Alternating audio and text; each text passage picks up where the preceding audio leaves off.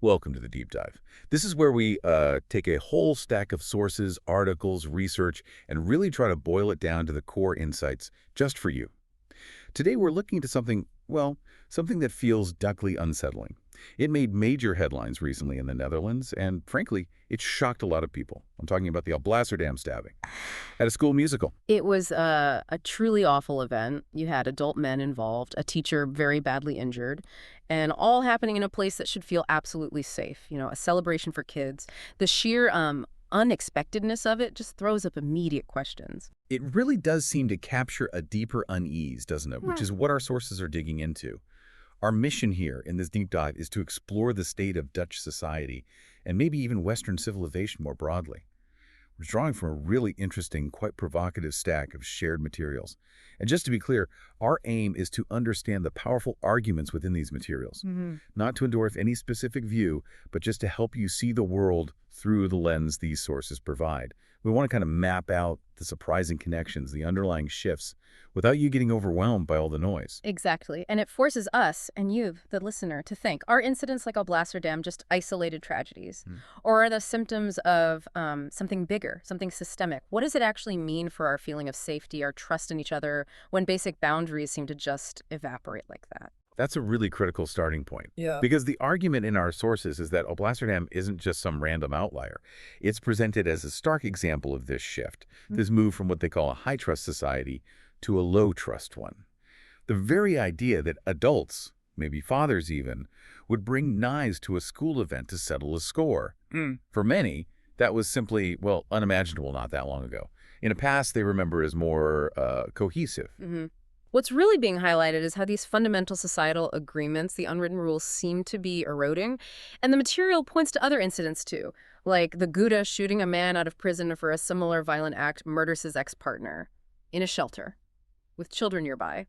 Terrible. And then there's that tragic so-called honor killing in Friesland. These events, when looked at together through the lens of our sources, raise some really serious questions about the state's ability or maybe even its willingness to effectively exert authority and, protect people. That sounds like a pretty strong critique of the justice system, as laid out in these sources.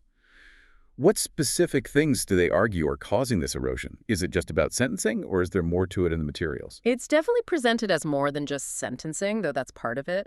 The core argument is that perceived leniency towards repeat offenders, they mention youth frequently caught with knives, for example, coupled with failures to really tackle fraud, like welfare abuse.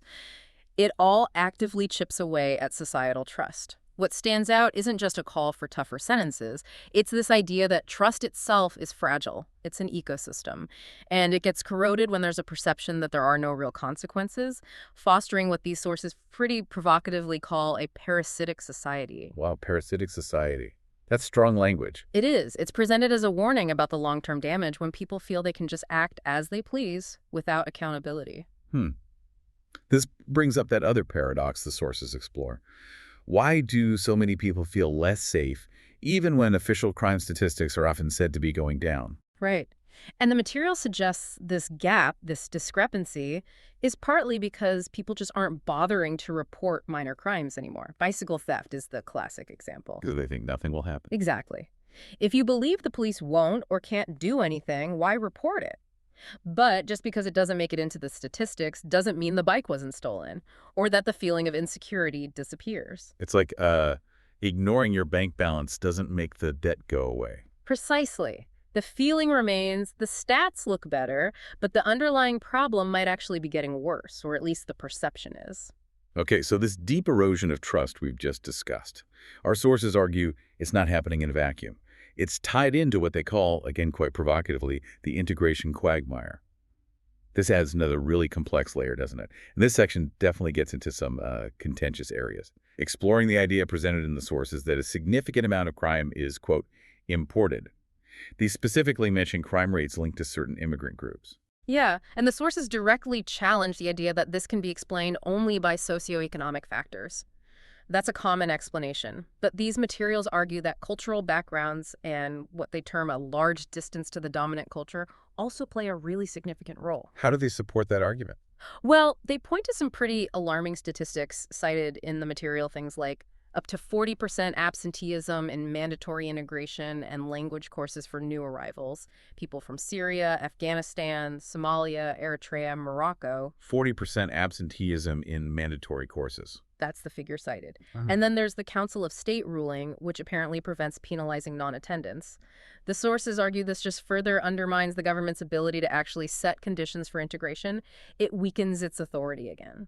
So the picture painted by these sources is one of people arriving from backgrounds described as hierarchical, authoritarian, even patriarchal regimes, often places without properly functioning governments, and landing in the Netherlands, which the sources characterize as a society based on freedom and joy with these huge social safety nets. Right. And the concern raised very explicitly in the material is that many gain Dutch passports quite quickly, but without fully integrating or, crucially, contributing to the system that supports them. They cite high unemployment figures, like 60–70% for Somalis and Eritreans mentioned in one source, with the claim that many have never paid taxes or premiums into the system they now benefit from. Connecting this to the bigger picture, then, the sources introduce this really striking term, suicidal empathy, applied to immigration policy. Yes. The argument put forward is that this well-intentioned empathy, when taken to an extreme without considering the potential downsides or necessary boundaries, ends up leading to negative outcomes for the host society. So the ideal of the picturesque melting pot Is contrasted with what these sources perceive as a harsher reality. One of cultures rebelling against each other, not blending harmoniously. There's a specific fear mentioned that old tribal conflicts, say from Syria, are effectively being relocated to Europe. They cite examples like Syrian youth causing significant trouble in some Dutch towns as evidence for this claim. And one point that really stood out for me in the sources was about the value of the Dutch passport itself. Ah, yes. The argument there is that it's a huge gift, really, a gateway to freedom, security, opportunity, and it should be valued as such. But the sources argue the fact that it seems impossible to revoke it, even for serious threats or misconduct because of concerns about discrimination, well, that creates a real catch-22. Because if you can't withdraw the gift, even when someone actively works against the society that gave it, then, according to this view, the passport itself loses some of its meaning, its value. It becomes unconditional in a way that undermines the social contract. That's a challenging perspective. Shifting focus a bit, our sources then look at even broader horizons, discussing what they see as potential signs of civilizational decline. Yeah, this is where they draw some pretty sweeping historical parallels. They compare the current mood, or perceived stagnation, to the Dutch Whig period, that time after the Golden Age when things sort of slowed down. Okay. But then, more pointedly, they draw a comparison to the USSR under Brezhnev, describing it as a society that had lost its life force, its vision, built on what they call quicksand, and which eventually just imploded. It's presented as a cautionary tale. That's a heavy comparison. Yeah. And they apply this kind of lens to the European Union, too. They do. Brussels gets cast as the new Rome, in these sources decadent, maybe. Ursula von der Leyen is likened to a Caesar, sort of presiding over a burning city. It's a metaphor for what they see as a self-serving EU bureaucracy detached from reality. And they argue a real political union is impossible anyway. Yeah, because the differences between member states culturally, economically, politically are just too vast, according to this analysis. It's a powerful, if pretty bleak, image they paint. So if people feel things are stagnating or declining, what do they do? Our sources mention people voting with their feet. Exactly. They highlight this trend. Entrepreneurs, hardworking people, leaving the Netherlands, sometimes leaving Europe altogether, heading for places like Curacao or even Paraguay. Why there? They're looking for places where they feel they can actually build something, where they feel welcomed, less burdened by regulation or taxes, perhaps. The sources suggest quite starkly that a civilization that loses its hardworking people is doomed. And this perceived decline isn't just economic or political, is it? The sources talk about culture, too. Oh, definitely. They use this really vivid phrase, a dance on the volcano, suggesting a kind of frivolousness or denial in the face of serious underlying problems. What does that look like in practice, according to them? Well, they argue there's been a decline in cultural quality across the board. From reality TV, they mention shows like B&B Vollieft as an example, right through to the high arts. And they link this to ideology. Yes. There's a strong critique in our sources of what they call woke ideology. They describe it as fundamentally destructive, arguing it creates a victim mentality and leads to, well, they use the word dreck, essentially, rubbish in art and music. Any specific examples given? They mention artists making crude political statements, like about the IDF, instead of focusing on art. And they criticize Hollywood films for being overly woke. This is all contrasted sharply with the perceived golden age, maybe the 80s, when they argue masterpieces were more common. This theme of decline, or maybe mediocrity, also surfaces in their discussion of education, doesn't it? Absolutely. Our sources argue this cultural shift impacts education directly. They talk about a six culture. A sixth culture, what does that mean? It's a critique suggesting that the goal in schools and maybe society generally has become just getting a 6 out of 10, just scraping by, meeting the bare minimum, instead of striving for, excellence in 8, 9, or 10. Just mediocrity being acceptable, or even the norm. That's the argument. And it's not just a feeling. They back it up with that alarming statistic from December 2023. 1 in 3 15-year-olds in the Netherlands has insufficient reading skills. 1 in 3. Wow. And what do they attribute that to? The sources point to a combination of factors, including the challenges of mass immigration on the school system and the pervasive influence of social media, which they argue shortens attention spans and degrades language proficiency. And beyond skills, the sources also describe a kind of battle over truth itself happening in schools. Yes, they really do. They describe schools grappling with what they term a post-truth society, where the very idea of objective facts is up for debate. Meaning students just reject information they don't like. Essentially, yes. Teachers find themselves trying to teach history or science, but facing students, and the sources mention examples from certain Islamic youth groups, but also supporters of right-wing parties like Forum for Democracy, who will reject established facts if they clash with their religious texts or their political ideology. So the teacher's authority and the authority of evidence itself is challenged. Exactly. It's described as a situation where the truth doesn't matter as much as belief or affiliation. A really difficult environment for educators. Okay, it's important as we go through this to keep stressing that we're relaying the specific arguments and viewpoints presented in these sources. A pretty somber picture overall. It is, much of it. But do the sources offer any glimmers of light, any paths forward? They do offer some, yes. There's definitely a mention of hope found in innovation. Figures like Elon Musk are brought up, the potential of AI. It's seen as maybe offering a source of positive change. A new vision for, adventure and freedom, a kind of technological counter-narrative to the decline narrative. But it also comes back to individual agency, right? Yes, absolutely. The materials stress that even if the big picture looks bleak, according to their analysis, there are still many good people. People whose voices need to be heard, whose actions matter. It's not about giving up, but about amplifying those positive forces. What about politics? Is there a sense of where political solutions might come from? Interestingly, the sources observe what they see as a gap, a vacuum, in the Netherlands specifically. They argue there isn't really a strong intellectual conservative party offering a compelling vision. So intellectual figures are maybe scattered or marginalized? That's the analysis presented. They might be spread across different parties or not really in the political arena at all. They contrast this with France, mentioning politicians like Damien Bellamy as examples of the kind of intellectual leadership with vision they feel is lacking in the Netherlands. And circling back to people voting with their feet. The sources also mention young people looking abroad. Yes, seeking better prospects, maybe more dynamic environments. Places like Dubai or even China come up. Dubai or China. That's quite a contrast. It is. And the sources acknowledge the trade-offs. Dubai might lack history or soul. China is authoritarian. But they offer perceived safety, dynamism, opportunity things some feel are missing closer to home. It's fascinating how that personal choice reflects these bigger global shifts. And that sense of a changing world, shifting power dynamics, leads us into another complex area our sources explore.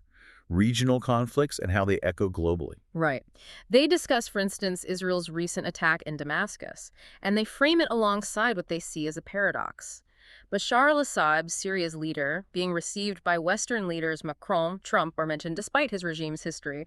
The sources use the phrase, "a fox doesn't lose its stripes," implying that engagement doesn't change fundamental realities. That's the suggestion. And within that region, the sources delve into the persecution of minorities. They talk specifically about the Druze. The Druze. Yes, a group considered apostate Muslims by many Islamists. The material describes really horrific acts they face: torture, public humiliation, like forcibly shaving off their mustaches, which is a deep cultural insult and symbol of identity for them. That's awful. And how does Israel fit into this picture, according to the sources? Well, the sources explain that Israel actively supports the Druze community, many of whom serve in the Israeli Defense Forces, the IDF. Israel's actions in the region, like the Damascus strike, are presented as forceful assertions of influence. The argument made is that in that part of the world, the only thing that really registers is demonstrating who's in charge, drawing clear lines. Power speaks. And this connects back to threats closer to home. It does. They use the example of Lael Gil, the Dutch-Turkish writer, an apostate Muslim herself, who needs security just to appear on television. Because of threats. Because of very real threats, yes. And the sources use this to draw a stark contrast with what they call misguided academic debates that might try to equate the dangers of radical Islam with, say, Orthodox Christianity. What's the distinction they're making? They point to examples like Christians from Iraq defending Jewish people versus Islamic extremists threatening apostates like Gul. The argument is that these are fundamentally different kinds of challenges and require different understandings, different responses. Pretending they are equivalent is dangerous, they argue. It really boils down to accurately defining the problem, doesn't it? That seems to be a core message. Absolutely. A central point raised repeatedly is, if you remain blind, perhaps willfully blind, to the nature of certain problems, how can you possibly hope to fix them? So ignoring uncomfortable realities just makes things worse in the long run. That's the strong warning in the material. They stress the critical importance of clear definitions, of acknowledging difficult issues head-on, and this leads them back to calling for stricter policies, even mentioning potential passport revocation again for serious threats. Contrasting that with what they call The current palliative care approach. Just treating the symptoms, they argue, managing the decline perhaps, rather than tackling the root causes. Okay, so just to kind of wrap up the main threads we've pulled from these sources today, it's a picture of, well, quite multifaceted challenges facing Western society. Definitely. From that erosion of trust and authority we started with, through the really complex integration issues and onto these broader signs of perceived cultural, educational, even civilizational decline. It's a lot to take in. It really is. But let's end, as we often do, with a final, perhaps more provocative thought drawn from the material. It's the example of Matthew Tonthap. Yes, the Holocaust survivor. Exactly. A Holocaust survivor became a very successful businessman. And despite everything he endured, unimaginable suffering, and facing renewed anti-Semitism later in his life, the sources describe him as remaining so cheerful and optimistic. Always ready for a chat, a bit of humor even. It's portrayed as truly remarkable resilience. It really makes you pause, doesn't it? If someone who survived that kind of darkness, that utter horror, could maintain such a positive outlook, such a zest for life, what does that say about our own capacity, your capacity, to face the challenges of our own time? What example will you choose to follow? Maybe think of Matthew's life, as presented here, as a powerful reminder, a testament that even when faced with the kind of societal worries and declines discussed in our sources today, that inner strength, that potential for joy and purpose, it can still be found. It can endure.